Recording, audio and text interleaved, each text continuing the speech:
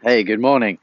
Just got to university, and before I get in, I just want to share with you key principle number 27. This one is safety, and I don't necessarily mean safety in the physical sense, in that I'm going to hop over here, there's a bus coming, in the sense that we protect them physically. And obviously, that's an important thing for any parent to do.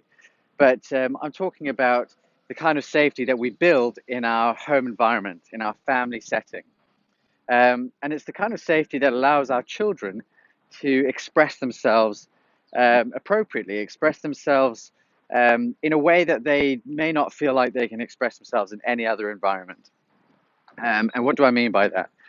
Well, we all have emotions, and we all have moments where our emotions get the better of us. And you know, traditionally, or not traditionally, but a lot we see in our culture, where we in our Western culture, where parenting isn't necessarily um,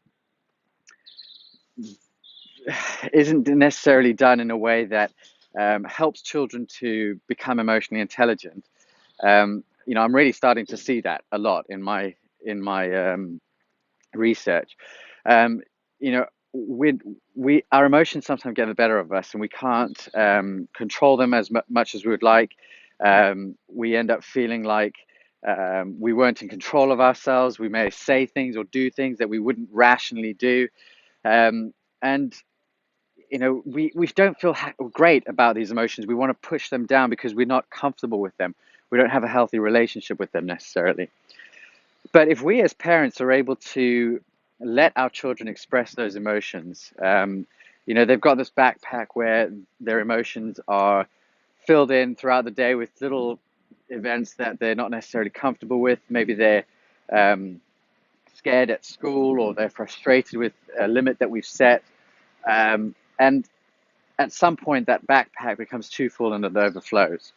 In those moments, we have the opportunity to give them a safe place to express those emotions. So instead of, um, uh, if they lash out at us, right? If they shout back at us, instead of us saying that, shouting at them or sending them to the naughty step or giving them a timeout, we can sit there and be empathic with them and help them to get through those emotions so that they're able to obviously get through them, but and get to the other side, but understand and learn that being in our presence, being in our home, is a safe place to express those emotions. And I'm sure that there, there, there are some times when you just want somebody to listen. You just want somebody to.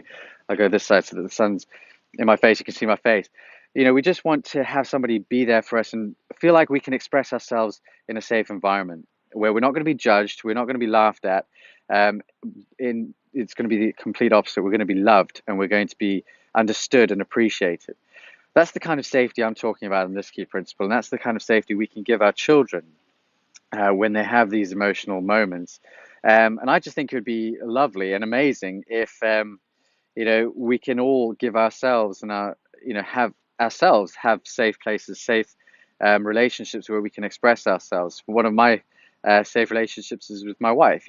I'm able to say things to her, or not say things to her, but tell her things, and express myself in a way that I'm not able to with most other people.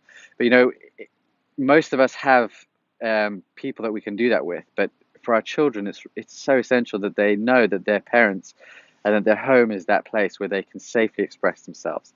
So that's the key principle on this one, and I'll see you in the next one.